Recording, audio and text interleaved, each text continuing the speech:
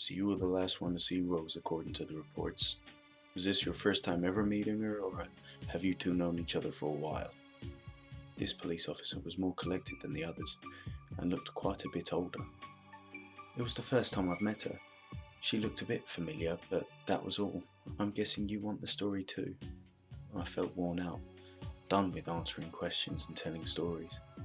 Yes, please. Anything you have could help us to find Rose. The sky looked like it was about to burst. Most people were smart enough to bring an umbrella. I'm not that smart, to say the least.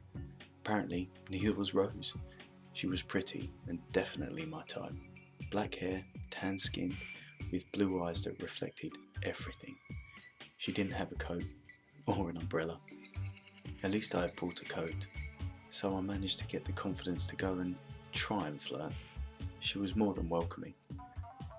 I decided to be a fine gentleman and offer her my coat. She refused at first, so I asked what I could possibly do to convince her to take my coat. She said as long as we shared it. So we shared. We were at a bus stop. I think the next bus was only a few minutes away. We talked underneath my coat for a while, flirting too, I guess. The more we talked, the stronger I felt about her. She was perfection, just what I needed. Then she got a call, and the moment seemed to break in half. She apologised, said it was work or something like that. She had to go somewhere else and didn't need to take the bus anymore, so I asked for her number. I wanted to see her again, you know. She accepted, said that a date would be nice with a person like me. We exchanged numbers and agreed to go to her favourite cafe on a Saturday. Was that the last time you saw her? The officer looked up from his notes. Yes, she simply walked down the street. I texted her later that evening, but there was no response. I was worried that she was ignoring me, but the thought that this could happen never crossed my mind. Thank you, sir. I'll make sure you're contacted if new updates are brought to light. With that, the officer got up to depart. I'm sorry for these circumstances. I hope one of us will bring better news next time. And he's out my door, driving off in his car.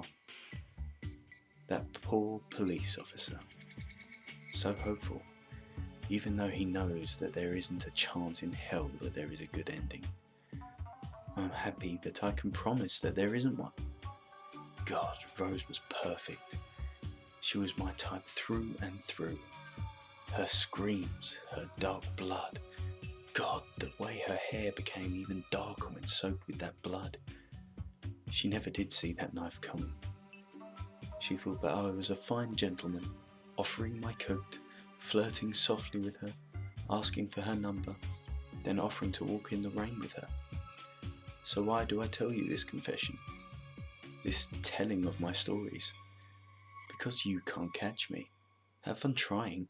You'll see the wake of bodies, the girls sliced up, left in the oddest places, like a twisted game of hide and seek. And I wish I could have some information to make you feel safe in your home, but I don't. All I have is a warning for all of you listeners. Don't fall for men at bus stops.